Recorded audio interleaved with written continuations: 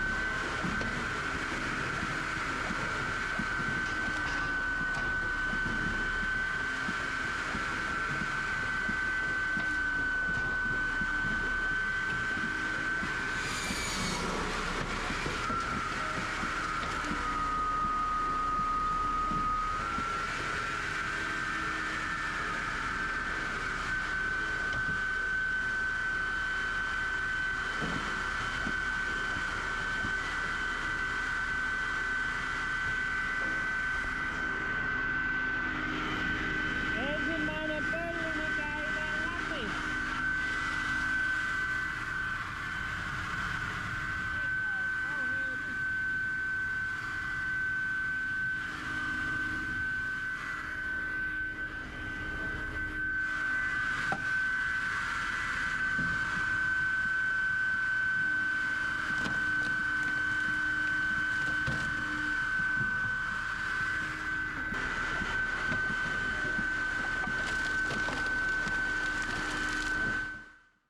Joo, ruokatauko takana. Pikkasen ottaa voimaa enemmän toi tahmee toi pihkapuu sahata, niin en tiedä kuinka toi sähkömoottori mahtaisi jaksaa sitten. Se on kuitenkin vaan 22 kilowattia. Että tässä traktorissa nyt on kuitenkin vähän enemmän kuin 22 kilowattia. Vaikkakin ollaan melkein tyhjäkäynnillä.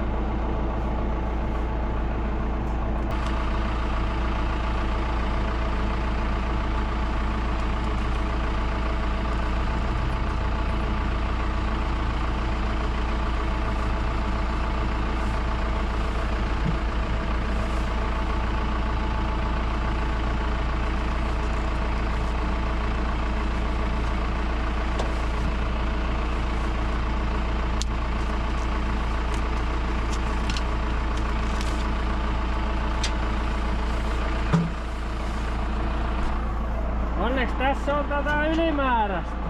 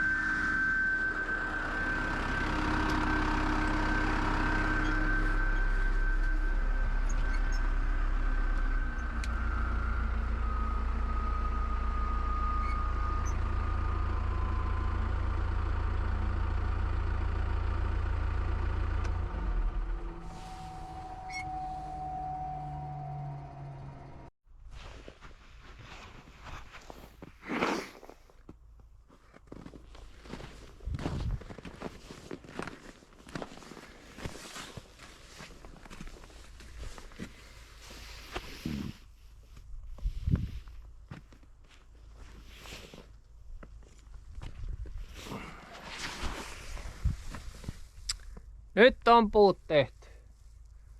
Ainakin nämä pöllit, mitä nyt tällä erää on tehty, niin säkkejä tuli varmaan joku vähän päälle 70, oisko. Joo. Mitäpä tästä nyt sanois sit tästä koneesta? On kyllä julmaa laite. Se ei voi muuta sanoa kyllä. Tommosia ei ollut mittaa nyt. Ei päässyt mittaan, mutta siis se, että se tohon aukkoon nyt just mahtui niin 6 pölliä, niin ei se nyt varmaan 45 sentistä paljon ole vajaa.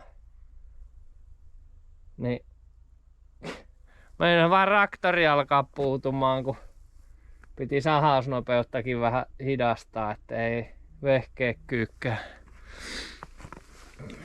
Joo, ei paljon ahistellut. Muutama oksanen pölli oli, mikä ei heti haljennut, mutta niitäkin oli ihan, taisi 1 käden sormis olla laskettavissa.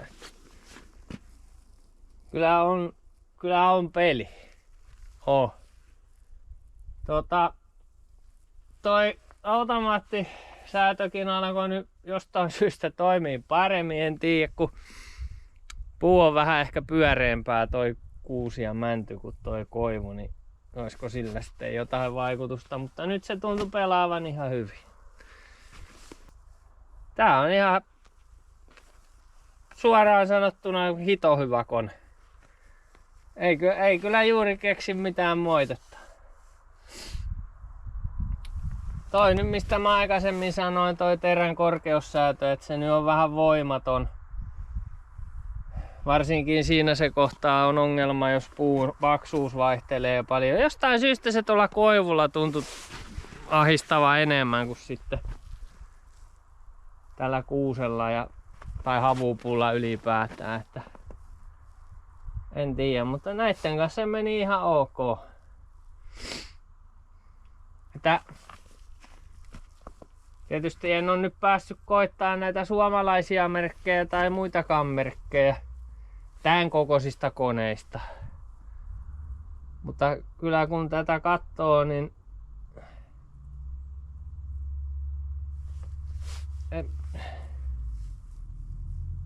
luja kone varmasti ja kestää. Toi puruimuri on ihan pakollinen kyllä tämmöisessä koneessa. Tän kokoiselle puulle niin en mä varmaan ostaisi kyllä mitään muuta konetta. En mä oikein keksi muuta sanottavaa muuta kuin että mä tykkäsin kyllä. Tää oli paljon parempi kuin se ketjukone, mikä mulla oli silloin 2 vuotta sitten. Huomattavasti jotenkin paremmin toimii ja tietysti kun katkaisu on tuolla sirkkeliterällä, niin se on paljon nopeampi ja purua tulee vähemmän ja ei tarvi öljyä, ei tarvi terottaa. Kyllä niin kuin kaiken kaikkiaan on toimiva laite. Ainut mikä nyt on ehkä pieni palautteen aihe on, niin tää kerää tänne aika paljon tätä moskaa. Ja jos tää olisi oma kone, niin nämä lentäisi kyllä mäkeen sitten tämä ketju ja tämä kyllä niinku saman tien. Ei oo muuta kuin tiellä. Ja sitten jostain syystä tää pakkaa tänne rullaan tätä lunta ja jäätä. Tän saa joka päivä hakata puhtaaksi. Se alkaa käymään tuon hihnan ja tietysti laakereittenkin päälle sitten ajan myötä, jos ei sitä putsaa. Joo. Ja tietysti, no se on varmaan minkä tahansa tämmöisen isomman koneen kanssa, niin sulppua tulee aika lailla. Ja tää on nyt 5. tämmönen säkillinen. Joo, 5. tämmönen säkillinen ja about 70 säkkiä on tehty, että aika paljon. Joo. Tämä pöytäkin nyt oli ihan ok, mutta se on edelleen liian pieni. Se on liian kapea ja liian lyhyt. Kyllä mä laittaisin siihen palaksin pöydän sitten jatkoksi. Megapöytä varmaan. Se kaikista isoin, niin ei tarvitse 2-3 kertaa päivässä täyttää sitä, jos oikein piäkseen menee. Se on niin onnettoman pieni ton kokoiselle puulle, niin se pitää olla iso ja järeä. Joo. Hyvä kone. Tykkään kyllä. Ei tässä kai tämän kummempaa. No niin, ja jottei nyt ihan pelkäksi hehkuttamiseksi mene, niin tuossa editoidessa huomasin, että muutama asia oli, mistä piti vielä siinä sanoa. Täytyy myöntää, että olin aika vaikuttunut kyllä siitä jäljestä, mitä se teki niiden kuusien kanssa. Se oli aikamoinen suoritus, mutta muutama semmonen asia, mitä ehkä kannattaisi vielä kehittää. Eli tää halkaisuterän korkeussäätösysteemi, niin tää on vähän huono. Eli tämähän toimii silleen, että kun tää laskee ihan alas tän terän, niin sitten se terä nousee sieltä itsestään ylös. Siinä ei ole mitään lukitusta. Muuta kuin se, että jos se laskee ihan alas, niin sit se vaan niinku pomppaa pois tuolta. No niin, ja korjataan sen verran, että se ei siis todellakaan itsestään sieltä pomppaa pois, vaan siis sen pystyy nostamaan sen silloin pois. Eli siellä ei ole sellaista erikseen avattavaa lukitusta, muuta kuin se, että kun sen terän laskee täysin ala-asentoon, niin silloin sen terän pystyy nostamaan sieltä pois. Ja mun mielestä se ei ole kyllä tarpeellista, että se on niin helppo se lukitus siinä. Siellä voisi ihan hyvin olla joku tappi tuolla alhaalla. Terää ei niin usein tarvitse vaihtaa, että se tarvisi noin helppo olla toi teränvaihto.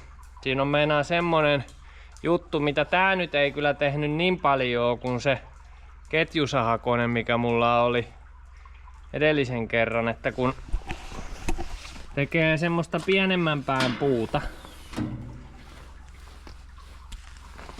ja tää terä on ihan alhaalla. Siinä ei ollut edes automaattisäätöä, mitä tässä on. Niin siinä kävi useamman kerran sillä lailla, että se terä niinku pikkasen nousi ylös tuolta. Ja sittenhän se ei enää lukittunutkaan sinne, kun se oli vähän noussut itsestään. Se oli niinku kelluva se terä. Ja sitten kun se nousi ylös sieltä, niin siinähän oli sitten talkoot, että sait ton tyhjäksi ton kaukalon ja laskettua sen alas ja lukittua sen uudestaan, ja se ei kyllä oikein toiminut. Tää oli kyllä parempi. Ei varmaan käynyt kuin 2 vai 3 kertaa sillä. Mutta joo, se on semmonen, mihinkä mä haluaisin kyllä muutoksen. No sitten toinen juttu vähän samaan asiaan liittyen. Eli tuohon automaattikorkeussäätöön, niin Palaksilla ainakin oli täällä näytössä semmonen valikko, mistä sai vähän niinku hienosäätää sitä, että mihinkä kohtaan se ajaa sitä pölliä sen puun. Näillä kuusilla se toimi paremmin, mutta jostain syystä sillä koivuilla se tykkäsi jättää sen aina vähän liian alas, että noi yläosan puut jäi aina liian isoksi melkein. Ei nyt aina, mutta usein. Niin usein, että se ei oikein ollut käyttökelpoinen. Ja se olisi aika helppo tonne toteuttaa tonne valikoihin vaan, että montako milliä haluaa sitten kumpaan suuntaan sitä hienosäätöä tehdä. Eli se on toinen asia. No sitten kolmas asia, mikä nyt ei ole ehkä niinkään vika, vaan ehkä enemmän ominaisuus tämmöisessä isossa koneessa. Mä koitin vähän tehdä tuommoista pienempää puuta tällä, eli tämähän on niin kuin virallisesti 10–42 senttiä, mitä tällä niin kuin annetaan speksien mukaan tehdä. Niin sanotaan, että semmoista alle 30 senttistä ei kyllä paljon kannata tehdä. Se kyllä onnistuu ja sen pystyy tekemään, mutta menee aika hitaaksi. Varsinkin jos alkaa olla siellä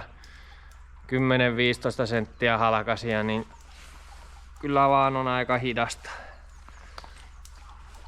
Että tää halkaisukouru on niin laakea tää pohja, että se jää pyöriin tänne se pölli sitten vähäksi aikaa ennen kuin sitä pystyy halkaseen. Se on selvästi tehty niin kuin isolle puulle. Se ei paljon jyrkempi voi ehkä olla. No en tiedä pystyisikö sitä jotenkin pohjaa muotoilemaan eri lailla, mutta eihän tämmöstä konetta niinku oikein semmoseen tehtykään muuta kuin satunnaiseen käyttöön. Tai että satunnaisesti on sitä pientä puuta. Että pääsääntöisestihän tää on niinku tukkikoon kone, mihinkä tää on niinku tehtykin. Ja siinä tää on kyllä hyvä. Ja sitten vielä yksi asia tähän halkaisuterään liittyen, niin jos tekee niinku isoa puuta ja sitten tulee välissä pientä puuta, niin tää jotenkin tosi huonosti laskee sitten alas. Monta pölliä saa halkasta, että se tipahtaa sitten riittävän alas toi terä. Eli toi pudotus saisi olla tossa kourun jälkeen varmaan niinku vieläkin isompi, että se niinku toimisi paremmin. Sen mä huomasin tossa kun noita kuusia tein, että sekin vaikuttaa paljon se puun pyöreys. Että noilla kuusilla se tosiaan toimi paljon paremmin jotenkin. Et noi koivut sitten kun ne on välillä vähän vänkyröitä ja soikeita, niin niissä niitä ongelmia oli sitten enemmän. Mutta kyllähän sitä koivuakin tietysti on hyvälaatuista, että se on vähän minkälaista raaka-ainetta sitten saa käsiinsä. Paljon vaikuttaa, oli se kone mikä tahansa, niin se raaka-aineen laatu vaikuttaa kyllä. Joo, mutta siinä nyt varmaan ne asiat mitä mä keksin niin kun tästä koneesta. Mä en nyt tiedä moitetta, mutta vähän ehkä sellaisia kehityskohteita. Niin. Muutenhan tää on kyllä oikein soiva peli. Tosiaan mä en tiedä. Mun tietääkseni tän koko luokan koneita ei ainakaan suomalaiset merkit myy. Mikä halkasis kerralla 16 osaan. Taitaa olla ainakin Palaksin tonninen. Niin se tonni, niin siinä on ainakin vaan 12 osaan pilkkova ja siinä taisi olla kyllä vaan 40 senttiä, köhän siinä oli se puuhalkasia. Mutta se 12 osaa, niin se on auttamatta liian vähän 40 senttiselle puulle, ainakin niille asiakkaille, kelle mä puita myyn. Että tää 16 osaankin laittava, niin tommonen 40 plus, niin kyllä alkaa olla ihan rajoilla jo, että jää vähän isoksikin jo melkein. Että se on noin kaupunkilaisten pesät on nykyään niin pieniä, että niihin ei isot puut mahu. Ja kyllähän se vaan niin on, että sinne isoon pesään menee se pieni puu, mutta pieneen pesään ei mene se iso puu. Joo, mutta mä laitan tän tonne katon alle nyt suojaan. Täällä tuli nollakelit. Niin se lähtee täältä tontilta sitten vaiheessa. Kiitos vielä hei niille miehille, että sai vähän testailla ja tyyppailla, niin nyt tiedätte ehkä tekin sitten minkälaisesta kamppeesta on oikein kyse.